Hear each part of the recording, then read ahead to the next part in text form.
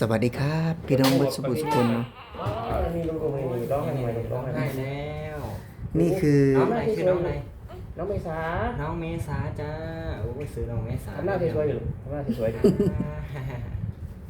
เป็นตาแห้งครับ เป็นเด็กมีลูกนะตามความรู้สึกมีลูกในประตู คือว่าจะ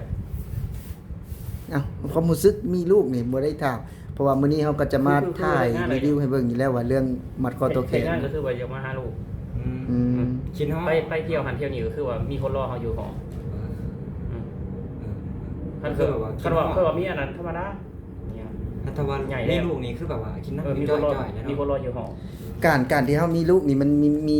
มีแรงผลักดันขึ้นบ่หรือว่าแบบว่าเฮาต้องขยันขึ้นบ่หรือว่าแนวใด ต้นบ่มีลูกเขาก็ผลักดันอยู่แล้วมันเรื่องอยู่ที่คนน่ะ อืมแต่ว่าแบบว่ามีลูกนี่เฮาก็ต้อง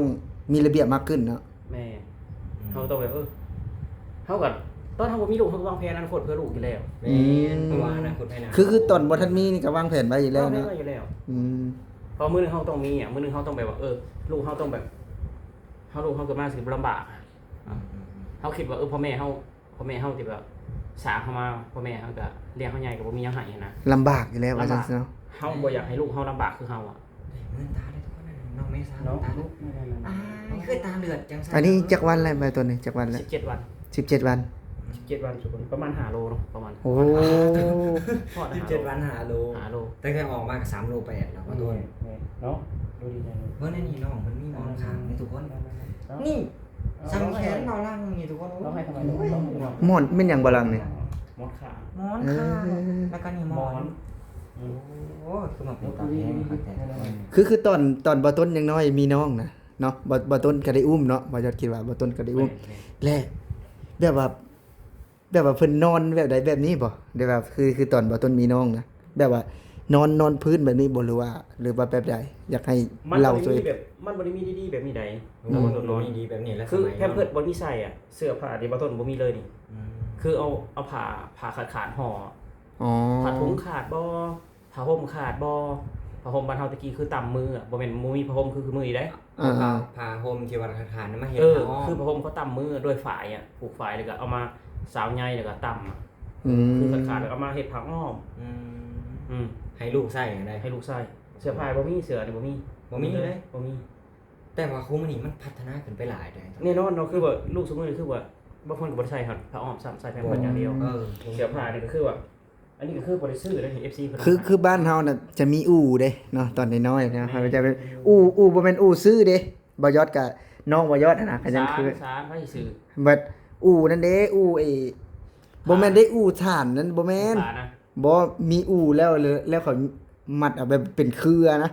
มัดแค่เป็นวง โอ้มันเอาเครื่องมาแล้วก็ยิ้มเอา ๆเอาเครือมัดแล้วก็เอาเสือกอะนะห้อยไปห้อยมาแล้วก็เอาผ้าปูใช่ มันก็แล้วแต่บางคนก็ซื้อคือว่าซื้ออู้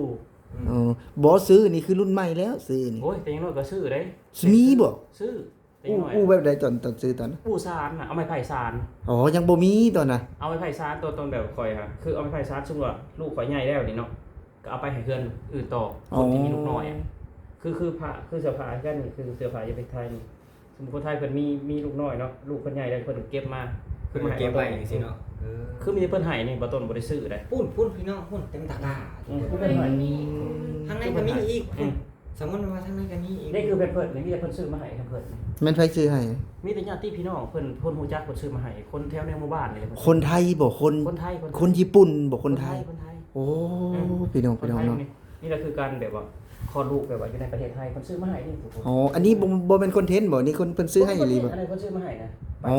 พี่น้อง ปาจีเพิ่นขายอาหารเพิ่นขายข้าวแกงเพิ่นก็ซื้อมาให้ไง อ๋อ ปาจี คือรู้จักกับคนไทยเนาะทั้งที่เฮาก็บ่ได้อยู่ประเทศเพิ่นเด้กันว่า คืออยู่ในห เนาะ มู่บ้านนี่คลอดน้องยังเดี๋ยวจะซื้อป้าติ๋วเพิ่นก็ว่าจะเอาตังค์หรือว่าจะเอาของบ่ต้องว่าเอาของดีกว่าป้าจะซื้อให้ นี่แหละบาลังน้ำใจคนไทยนะบาลังอยู่นี่จักปีแล้วบาลังนะ อยู่3 ปี อยู่3ปีแล้วบาลังถ้าบาลังมีลูกนะบาลังเอาอยู่นี่เลยผ้าห่มผ้าอ้อมบ่ได้ซื้อ ก็คิดอยู่ในหันอากาคิดอยู่จังซั่นเลย เป็นหยังบาลังคือบ่มีลูกมีเมียนะหมู่เอานี่บ่ยอดจะถ่ายเลยเด้เอา ก็ยังบ่พอมันยังตั้งใจเก็บ เป็น เก็บ ยัง ทองอยู่จังซี่นะอายุยังน้อยจังซี่พอหลังจากหาอายุสัก2 ปีจังซี่ บาลังอายุ22ปีตอนนี้ แม่ กับบ่ลังยังบ่พร้อมปานใด มีแพนแล้วบ่บ่ลังมีแพนแล้ว ยังบ่มี ยังบ่มี ก็คือแบบว่าแม่นก็คือแบบไปลิ้นก็บ่ยอดบ่ต้นจังซี่แหละก็บ่ได้มีแฟน เอาสมมุติว่ามี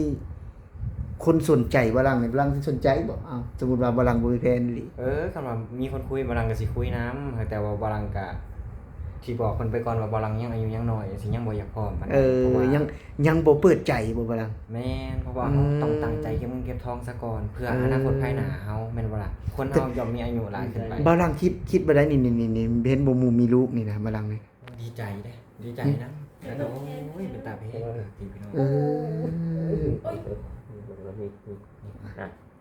อันนี้คือพ่อมือใหม่นะพี่น้องเนาะอันนี้แหละเขาห้องว่า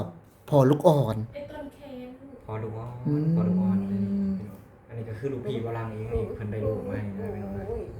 งาน อ้าว กับน้องมนต์นี่ผู้แรกเนาะต้นเนาะแล้วก็กับผู้อื่นเด้ผู้เป็นกิ๊กเป็นหยังอะนะ มี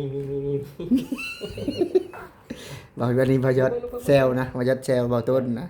พี่น้อง เอาสินอนเลยเฮ็ดได้ก็บ่ให้บ่เด้อใครสินอนน่ะ เบาต้นคิดว่าลูกนี่คือเบาต้นบ่ คือแต่สิมีเงาแม่เขาอยู่ในนึง มีเอาแม่ มีเงาแม่ บ่แม่นบ่คือคนข้างห้องเบาต้น ค่อยนั้นเบิ่งตั้งแต่ผมแต่หน้าคือพอล้วนๆเลยแต่ว่าแข้งขาเนี่ยบ่ฮู้ว่าสิได้แนวแม่หรือบ่ มือแต่ว่าเนี่ยมือ บ่คันหน้าได้แนวแม่หมดงามบ่จะ โอ้ยบ่ต้นกะโลคือกันเนาะ แม่เฒ่าฮู้อ่ะ ไม่ พี่น้ เท่า อง หัวคนเป็นไม่เท่านอนนั่งนอนอยู่บนไม่เท่าหัว คือลูกบ่ต้นนี่สิได้ชื่อพิเศษคือบ่ต้นคือขาว คือขาว มียังแม่บ่ขาวเนี่ย บ่ แม่บ่ขาวก็ บ่ขาว ย่างไปนำกันเขาว่าบ่ต้นขาวโลด อ่ะวิจิวายจังซั่น เอามันผิวมันคนละอย่างกันเด้ เจ้าน่ะเป็นคนผิวขาว เบาต้น คนกับผิวแดง เบาต้นยอมรับบ่ว่าเบาต้นนี่ขี้ร้ายเบาต้นบ่ได้ยอมรับอีก ก็คือ เอ้าเบาต้นนี่ขี้ร้ายกว่าเมียเบาต้นเอ้า กะแม่น ฮะ กะแม่น สมมุติว่าคือบ่ยอดว่าได้แนวนี่เลยทั้งสูงทั้งยาวเอ้า บ่ต้นก็รอคือบ่ต้นก็บ่ รออยู่บ่ข้ามข้อเดียวเอ้า ถ้าพอเดียวบ่ต้นให้ลูกกินนมหลาย ได้แนวว่าต้นก็เอาปะเดียว ๆบ่ต้นให้กินนมหลายๆได้ ดังกันแบบแม่เพราะว่า อย่ามันเติมดังแล้วลูกเนาะสมมุติเติมดังแล้วพอแค่หาเงินเก่งนะลูกเนาะ แต่ว่านี่ได้แน่แม่อยู่แล้วไอ้จะเบิ่งสังเกตเบิ่งนิ้วตีน นิ้วมือบ่ยาวๆนิ้วมือนึงเบิ่งคนเราใช้เบิ่ง ว้า เบิ่งนิ้วมือเบิ่งนิ้วมือ ทุกพี่น้องเบิ่ง เบิ่งนิ้วมือ หากเห็น เบิ่งนิ้วมือเบิ่งนิ้ว นิ้ว มือย าวพี่ลูก โอ้ยลูกเหมือนพ่อก็เหมือนพ่อไม่เป็นไรลูกไม่เป็นไร อยากเหมือนพ่อนี่หว่าไม่อยากเหมือนแม่นะ เวลายิ้มมันคือพ่อล้วนๆเลยพี่น้องแต่นิ้วแต่ว่าหรือว่าแข้งขาจะสิได้แม่ด้วยตัวนี้เป็นคนแบบว่า เบิ่งเนี่ยนิ้วมือนั่น ทุกคน นิ้วมือเหมือนแม่ลูกมันนิ้วมือแม่ไม่เป็นไรไม่เป็นไรสาวไทยเนี่ยจากสาวไทยสาวนักศึกษาไทยเนี่ย คือจะเฮียนไทยเลยบ่บ่ต้น แน่นอนบอต้นใช้ลูกพักด้านให้ลูกบอต้นเฮียนอยู่ประเทศไทย อืม บอต้นเมื่อบ้านกับคือบอต้นเมื่อบ้านกับบอต้นใช้เมียบอต้นเฮ็ดงานนี่บอต้นกลับไปกลับมาสินะเพราะว่าบอต้นก็อายุหลายแล้วจนเขาสิบ่จ้าบอต้นก็สิมีเฮือนแล้วก็กลับไปกลับมาสินะ ให้เมียอยู่ไทยบ่ต้นจะกลับบ้าน กลับไปกลับมา บัดนี้เมียบ่ต้นเช็ดงานบ่จะเอา เฮ็ดแล้วเนาะยังน้อยเลี้ยงลูกนี่เด้ถ้าว่าลูกแบบอายุ17 18ปีช่วยเหลือตัวเองได้ก็เมื่อพร้อมกันบัดนี้พอลูกใหญ่เลยเด้เอาก็ฝากเงินให้ลูกอย่างเดียว อ๋อคือบ่ต้นนี่สมมุติว่าบ่ต้นกลับไปเนาะหลังจากที่เก็บเงินแล้วสมมุติว่าอายุฮอด55แล้วเพิ่นบ่จ้างแล้วบ่ต้นจะกลับบ้าน กลับบ้าน กลับบ้านแล้วลูกยังเฮียนอยู่นี่คือเก่า แม่ อ๋ออันนี้คือแนวคิดเฮาเนาะ แม่ ว่าซั่นจ้ะ เพราะว่าลูกเฮาเฮียนตั้งแต่อนุบาลถึงฮอดประถมนี่มันสิอยากเมื่ออยู่บ้านเฮาบ่ได้เมื่อเลยสังคมมันอยู่พี่เลยมันสิเมื่อดำให้ดำหน้าด้วยเฮาบ่มี บ่เมื่อแล้ว เมื่อพาน้องเมษามาเก็บเห็ดเพาะเด้ บ่ได้บ่เมื่อก็บ่เมื่อ บ่เมื่อแล้วเพราะว่าอยู่พี่มันสะดวกสบาย บ่ยอดสิมั่นไว้เลยนี่ลูกบ่ยอดนี่ มั ลู น ก ได้คำ3บาทเงิน50,000 เฮ้ย อีหยังก็ คำ3 บาท เงิน50,000 คำ3 บาทเงิน